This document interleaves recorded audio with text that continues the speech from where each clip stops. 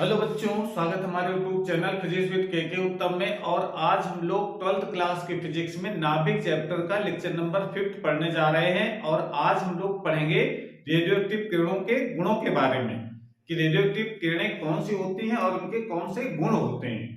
तो हमको पता है, पिछले वाले लेक्चर में पढ़ चुके हैं कि जो अस्थायी नाभिक होते हैं उससे अपने आप यानी स्वतः अल्फा बीटा गामा किरणें उत्सर्जित होती रहती हैं। इन किरणों को हम लोग कहते हैं रेडियोएक्टिव किरणें कहते हैं। तो आज हम लोग इन किरणों के गुणों के बारे में पढ़ेंगे।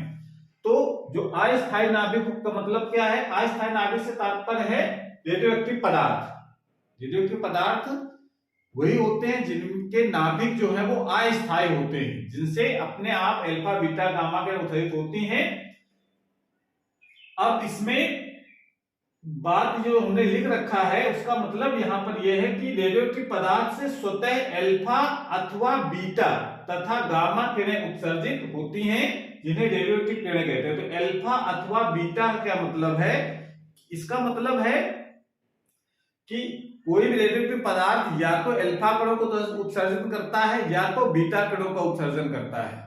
और गामा किरणें ये सभी पदार्थों से उत्सर्जित हो सकती हैं जो रेडियोएक्टिव पदार्थ होते हैं। तो इसका मतलब कह सकते हैं कोई रेडियोएक्टिव पदार्थ या तो अल्फा करेगा या तो बीटा करेगा। अल्फा के साथ गामा किरणें उत्सर्जित होती हैं, बीटा के साथ गामा उत्सर्जित होती है, लेकिन अल्फा और बीटा किरणें एक साथ उत्सर्जित नहीं होती हैं। जैसे थोरियम है, थोरियम एक ऐसा पदार्थ है जो बीटा कण का उत्सर्जक है, और यूरेनियम जो ऐसा पदार्थ है जो अल्फा कण का उत्सर्जक है। तो इसी प्रकार से एक दूसरे में कन्वर्ट होते रहते हैं। जैसे यूरेनियम से जब अल्फा कण निकल जाएगा तो थोरियम बदल जाएगा, थोरियम से बीटा कण निकल जाएगा तो एक नया पदार्थ बन जाता है। तो इस तरीके से हम कह सकते हैं कि नए नए पदार्थ बनते रहते हैं और वो किसी अल्फा या बीटा कण के उत्सर्जक होते हैं। ठीक है, तो इस तरीके से हम इसकी जनरल से परिभाषा हम लोग जान लेंगे। रेडियोएक्टिव पदार्थ का मतलब अल्फा बीटा गामा किरणें होता है। तो रेडियोएक्टिव किरणें जो होती हैं उनके क्या गुण हैं ये आज हम लोग सीखते हैं। तो हेडिंग लगाएंगे अल्फा किरणों के गुण। अल्फा कणों के गुणों को हम इस प्रकार से लिख सकते हैं कि पहला जो गुण इसका यह है कि अल्फा किरणें धनावेशित कण होते हैं, जिन पर 3.2 10 की घात -19 कूलाम आवेश होता है, यानी धनावेशित कण होते हैं अल्फा कण। और ये अगला पॉइंट है, अल्फा कण हीलियम का नाभिक होता है। हीलियम के नाभिक मतलब हीलियम का जो परमाणु होता है वो तो हमको पता है। हीलियम का परमाणु क्या होता है? देखो, हीलियम में इसका सिंबल होता है हीलियम का तो He42, यानी इसकी द्रव्यमान संख्या है 4, यानी इसके बीच में जो नाभिक है उसमें तो 2 प्रोटॉन होंगे और 2 न्यूट्रॉन होते हैं। ठीक है, और इसके बाहर ये जो कक्षा होती है उसमें 2 इलेक्ट्रॉन चक्कर लगाते हैं, तो होता है। लेकिन अगर इस इलेक्ट्रॉन को हटा दें तो जो बचेगा वो हीलियम होता है, यानी हीलियम का जो नाभिक होता है उसको हम लोग अल्फा कण कहते हैं। ठीक है, जिसमें 2 प्रोटॉन और 2 न्यूट्रॉन होंगे। तो अगला पॉइंट आपने लिखा है जो हमने, वो है कि अल्फा कण हीलियम का नाभिक होता है, इसमें 2 प्रोटॉन और 2 न्यूट्रॉन होते हैं। इसे He24 से प्रदर्शित करते हैं। तो हीलियम एटम का सिंबल हो गया। ठीक है, अगला पॉइंट है अल्फा कण वैद्युत तथा चुंबकीय क्षेत्र विक्षेपित हो जाते हैं। तो इसका मतलब आवेशित कण है, तो आवेशित कण जब भी किसी वैद्युत और चुंबकीय क्षेत्र से गुजरता है तो वो मुड़ जाता है। ठीक है, तो ये भी गुण प्रदर्शित करता है। अल्फा कण गैसों को आयनित कर देते हैं। आयनित करने का मतलब होता है जब अल्फा कण किसी गैस से गुजरते हैं तो गैस के अणु से इलेक्ट्रॉन को बाहर निकाल देते हैं। ठीक है ना, गैस के जो अणु होते हैं उसमें जो परमाणु होते हैं उससे इलेक्ट्रॉन को बाहर निकालने को आयनिक कण कहते हैं। तो जब किसी गैस से अल्फा कण गुजरते हैं तो गैसों के परमाणु से इलेक्ट्रॉन बाहर आ जाते हैं, गैसें आयनित हो जाती हैं। तो आयनिक कण क्षमता भी इनकी होती है, लेकिन आयनिक कण जो क्षमता होती है वो बाकी जो 2 किरणें हैं बीटा और गामा उससे अधिक होती है, यानी सबसे अधिक आयनिक कण क्षमता होती है इन गैसों में। ठीक है ना। अगला पॉइंट है अल्फा कणों का वेग प्रकाश के वेग के 1/10वें भाग से भी कम होता है, यानी कह सकते हैं अल्फा कणों का वेग होता है वो बहुत कम होता है, प्रकाश के वेग के 1/10वें भाग से भी कम। और इसी कारण से अगला पॉइंट है इनकी भेदन क्षमता जो होती है अल्फा कणों की वो बीटा तथा गामा किरणों से भी कम होती है। भाई वेग कम होगा तो भेदन क्षमता है, भेदन क्षमता किसी पदार्थ में कितने अंतर तक वो प्रवेश कर सकती हैं। ये 1 मिलीमीटर मोटी एल्युमिनियम की पन्नी को भी नहीं पार कर पाती हैं। इनकी भेदन क्षमता बहुत कम, अल्फा कणों की जो भेदन क्षमता होती है सबसे कम होती है। और अगला पॉइंट है, ये अगर कहीं रोके जाते हैं, इसके रास्ते में अगर कोई हम पदार्थ रख देते हैं तो वो गर्म हो जाता है, यानी कह सकते हैं कि रोकने पर ऊष्मीय प्रभाव भी दिखाते हैं वो। और अगला पॉइंट है, ये अल्फा कण जो फोटोग्राफिक प्लेट पर अपना हल्का प्रभाव डालते हैं, यानी हल्का प्रभाव डालने मतलब ये बीटा और गामा किरणें ज्यादा प्रभावित करते हैं फोटोग्राफिक प्लेट को। ठीक है, तो इस प्रकार से हम ये कह सकते हैं कि जो अल्फा कण होते हैं वो प्रभाव तो दिखाते हैं फोटोग्राफिक प्लेट पर, लेकिन बीटा और गामा किरणों की अपेक्षा बहुत कम दिखाते हैं। तभी पॉइंट लिखा गया है कि अल्फा कण फोटोग्राफिक प्लेट पर हल्का सा प्रभाव डालते हैं। तो इस तरीके से ये तो गुण है इसके अल्फा किरणों के, तो इसको नोट कर लीजिए। उसके बाद फिर हम लोग नोट कर लीजिए, उसके बाद देखने लगाते हैं बीटा किरणों के गुण। बीटा किरणों को गुणों को लिखा जा सकता है। नंबर 1, बीटा किरणें ऋणावेशित कण होते हैं जिन पर -1.6 10⁻⁻19 कूलम आवेश होता है। ठीक है, अगला पॉइंट है, बीटा कण तीव्र वेग से चलने वाले इलेक्ट्रॉन ही होते हैं, परंतु ये परमाणु के कक्षीय इलेक्ट्रॉन नहीं होते हैं बल्कि नाभिक से उत्सर्जित होते हैं।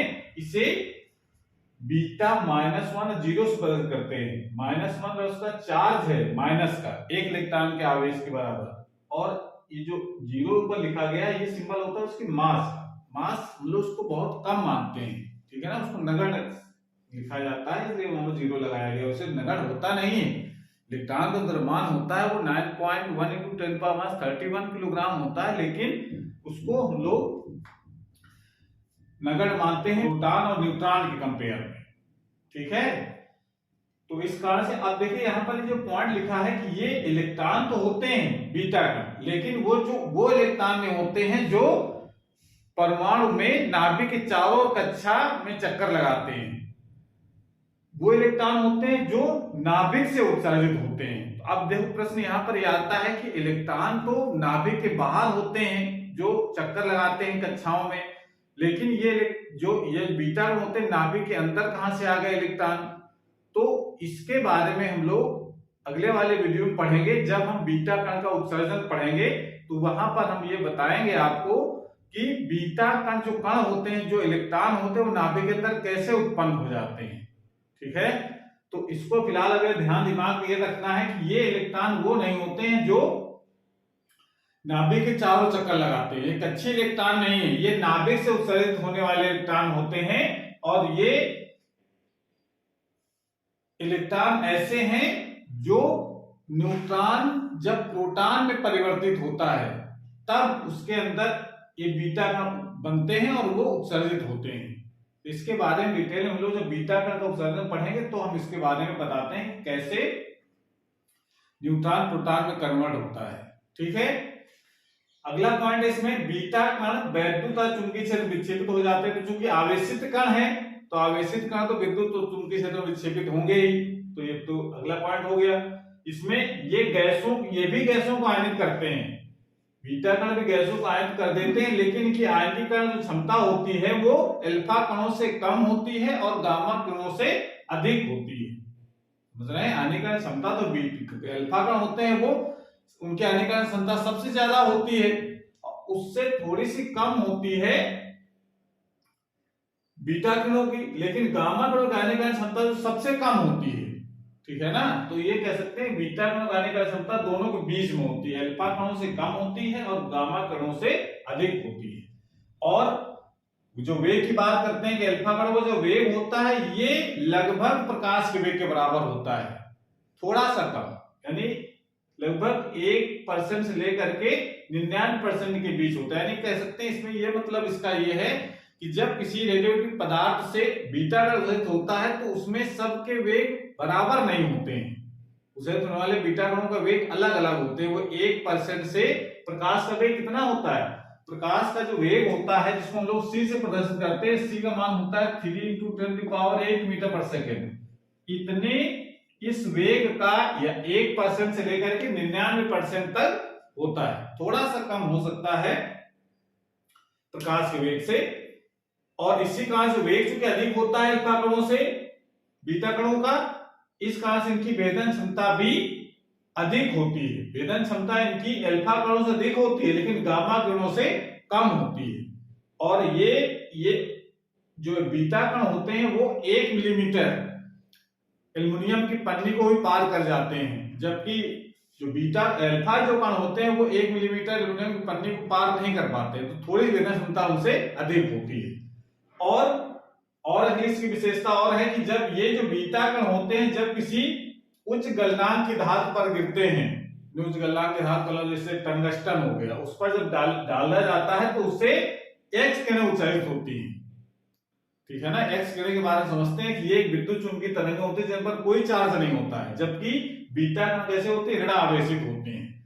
ठीक है, तो जब ये उच्च गलनांक पर गिरते हैं बीटा कण तो हमेशा उससे क्या उत्सर्जित होती हैं, एक्स किरणें।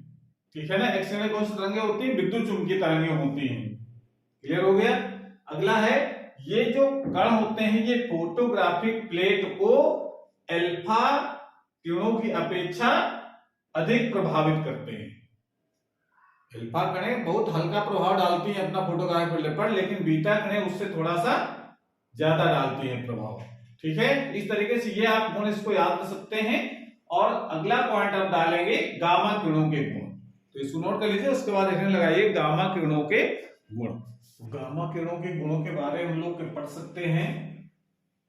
पहला गुण है गामा किरणें विद्युत चुंबकीय तरंगें होती हैं, मतलब कह सकते हैं गामा किरणें कण नहीं होती हैं, क्या होती हैं, तरंगें होती हैं, और जिनकी तरंगदैर्घ्य होती है 0.01 एंगस्ट्रॉम के बीच में, यानी 0.01 एंगस्ट्रॉम होती है।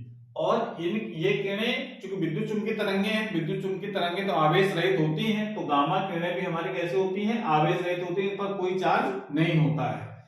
और जब आवेश नहीं होगा तो ये विद्युत और चुंबकीय क्षेत्र में विक्षेपित भी नहीं होती हैं। तो अगला पॉइंट आप देख सकते हैं, गामा किरणें विद्युत और चुंबकीय क्षेत्र में विक्षेपित नहीं होती हैं, और इनकी जो आयनीकरण क्षमता होती है वो बहुत कम होती है, यानी सबसे कम होती है आयनीकरण क्षमता, अल्फा और बीटा कणों से भी बहुत कम। और इनका वेग जो होता है वो बहुत ज्यादा होता है, प्रकाश के वेग के बराबर, 3×10⁸ मीटर पर सेकंड के वेग के बराबर होता है। और अब वेग अधिक होने का इनकी जो भेदन क्षमता होती है वो भी सबसे अधिक, यानी बीटा और अल्फा और बीटा कणों की अपेक्षा बहुत अधिक होती है। 30 मिलीमीटर मोटी एल्युमिनियम पन्नी को ये पार कर सकती है, इतनी अधिक भेदन क्षमता होती है। और ये फोटोग्राफिक प्लेट को भी अल्फा और बीटा कणों की अपेक्षा अधिक प्रभावित करती है, यानी सबसे कम जो प्रभाव डालती है वो अल्फा है, उससे थोड़े से ज्यादा बीटा, और सबसे ज्यादा जो प्रभाव डालती है वो है गामा किरण। तो इस तरीके से ये जो गुण थे अल्फा बीटा गामा किरणों के, हम इस प्रकार से याद कर सकते हैं। ये बहुत आसान सा टॉपिक था, इसको आपको याद करना है। और उसके बाद अब जरा एग्जाम में पूछ लिया जाता है कि अल्फा बीटा गामा किरणों की तुलना कीजिए, तो कंपेयर एक साथ कैसे करें, अलग अलग गुणों के बारे में हम लोग डिटेल में पढ़ लिया, अब जरा कंपेयर करना है तो कैसे करेंगे, तो इसको नोट कर लीजिए। उसके बाद इन्हें लगाएंगे अल्फा बीटा गामा किरणों की तुलना, नोट कर लिया इसको। एक साथ हम लोग कंपेयर करके इसको लिख सकते हैं, तो हेडिंग लगा लेंगे अल्फा बीटा तथा गामा किरणों की तुलना, कैसे कंपेयर करेंगे, गुणों की तुलना है। तो अब इसमें हम लोग क्या करें, इसको एक साथ हम लोग कंपेयर कराएंगे। इसमें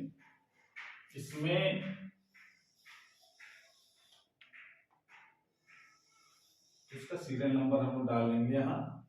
उसके बाद इसमें ये गुण आ जाएगा इधर, ये अल्फा कण इधर वाले कॉलम में, इधर बीटा और उधर गामा।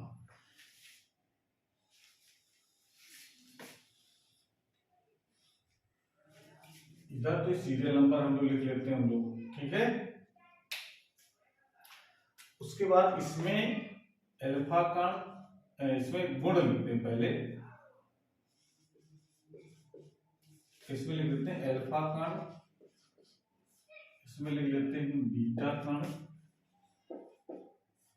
और इधर लिख लेते हैं गामा किरणें। तो पहला गुण, सीरियल नंबर पहला, इसमें पहले गुण हम लिख सकते हैं प्रकृति इसकी। तो अल्फा कण तो आगे पढ़ा ले, अल्फा का क्या होता है, हीलियम का नाभिक होता है, हीलियम का नाभिक, हीलियम का नाभिक होता है, जिसको हम लोग He42 से रिप्रेजेंट करते हैं, हीलियम का नाभिक होता है। और बीटा कण क्या होता है, एक तीव्रगामी इलेक्ट्रॉन होते हैं, तीव्रगामी इलेक्ट्रॉन होते हैं, और ये तो विद्युत चुंबकीय तरंगें होती हैं।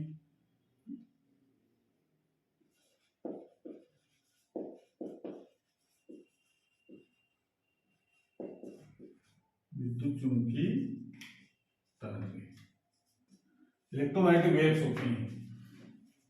अगला पॉइंट लिख सकते हैं आवेश। तो अल्फा कण कैसा होता है, धनावेशित होता है, और धनावेशित अगर है तो उस पर कितना चार्ज होता है, प्लस का 3.2 इंटू 10⁻⁻19 कूलम। और बीटा का जो तीव्रगामी इलेक्ट्रॉन होते हैं, इलेक्ट्रॉन पर कितना होता है, माइनस का 1.6 इंटू 10⁻⁻19 कूलम, और इस पर कोई चार्ज नहीं होता है, गामा कणें आवेश रहित होती हैं। अगला इसमें तीसरा पॉइंट लिख सकते हैं विराम द्रव्यमान। विराम द्रव्यमान, तो विराम द्रव्यमान, तो अल्फा कण का जो विराम द्रव्यमान होता है वो होता है, जो इसके हीलियम के नाभिक में 2 प्रोटॉन और 2 न्यूट्रॉन होते हैं, तो इसका मतलब 4 AMU के बराबर होगा, जिसका मान होता है लगभग 6.6 इंटू 10⁻⁻27 किलोग्राम, ये होता है। इसको हम लोग कैसे लिखते हैं, 4 AMU के बराबर, 4 एटॉमिक मास के बराबर इसको लिख सकते हैं, ठीक है। और इलेक्ट्रॉन का द्रव्यमान कितना होता है, 9.1 इंटू 10⁻⁻31 किलोग्राम, और इन किरणों पर कोई द्रव्यमान नहीं होता है, गामा किरणें द्रव्यमान रहित होती हैं। और वेग, अगला गुण लिख सकते हैं वेग का। तो अल्फा कण का जो वेग होता है वो प्रकाश के वेग, जो प्रकाश का वेग होता है, जिसको हम लोग c से लिखते हैं, c के 1/10वें भाग से कम, इतना बहुत कम होता है इसका वेग। और बीटा कणों का जो वेग होता है c के 1% से लेकर के 99% तक, इसका इतने के बराबर होता है। c का मान आपको पता है, c कितना होता है, 3 × 10⁸ मीटर पर सेकेंड, 3 × 10⁸ मीटर प्रति सेकेंड होता है। लेकिन उससे भी उसका 10वें भाग, यानी 1/10वें भाग से भी कम वैल्यू होती है, और इसका मान 1% से लेकर के 99% होता है, और इसका वेग, इसका मान लगभग होता है प्रकाश के वेग के बराबर, 3 × 10⁸ मीटर प्रति सेकेंड के बराबर। अगला इसमें लिख सकते हैं भेदन क्षमता।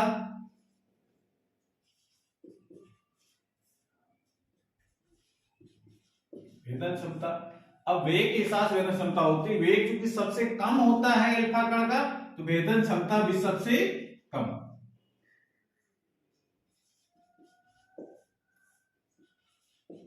सबसे कम होती है, इसकी भेदन क्षमता सबसे कम होती है। बीटा कणों की जो भेदन क्षमता होती है वो अल्फा कणों से अधिक, परंतु गामा किरणों से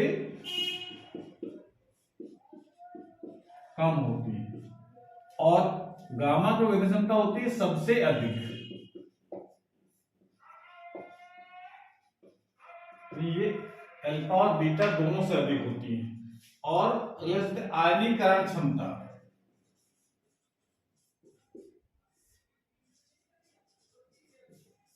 आयनीकरण क्षमता में अल्फा कणों की आयनीकरण क्षमता सबसे अधिक होती है। वेग कम होने के कारण की आयनीकरण क्षमता सबसे अधिक। ज्यादा देर संपर्क में रहता है किसी परमाणु के तो उससे इलेक्ट्रॉन को बाहर निकाल लेता है, तो सबसे अधिक आयनीकरण क्षमता होती है। और इसकी आयनीकरण क्षमता अल्फा कणों से कम होती है, अल्फा कणों से कम। परंतु गामा किरणों से अधिक। सबसे अधिक तो होती है इससे, अल्फा कणों से कम होती है, अल्फा कणों से कम होती है, परंतु गामा किरणों से अधिक होती है। और गामा किरणों की जो आयनीकरण क्षमता होती है वो सबसे कम होती है, सबसे बहुत तेजी से निकल जाते हैं, इससे इलेक्ट्रॉन परमाणु से बाहर नहीं आ पाते हैं। तो गामा किरणों की जो आयनीकरण क्षमता होती है वो सबसे कम होती है। और अल्फा कणों की जो आयनीकरण क्षमता होती है वो सबसे अधिक होती है। बीटा कणों की इसके बीच में होती है, अल्फा कणों से तो कम होती है परंतु गामा किरणों से अधिक होती है। ठीक है, तो इस प्रकार से हम ये का कंपेयर करा सकते हैं कि अल्फा बीटा किरणों के कौन से गुण होते हैं। ठीक है, तो इस तरीके से आपको तैयार कर लेना है, एग्जाम में पूछ लिया जाता है तो आपको इसको तैयारी करना है। तो आज क्लास हमारे पास समाप्त होती है। अगर ये वीडियो अच्छा लगा हो तो इसको लाइक करें, अपने दोस्तों को शेयर करें, और चैनल अभी तक सब्सक्राइब नहीं किया तो चैनल को सब्सक्राइब करें, जिससे नए जो वीडियो अपलोड हो उसकी नोटिफिकेशन आपके पास सबसे पहले पहुंच जाए। पढ़ाई करते रहिए। Thank you.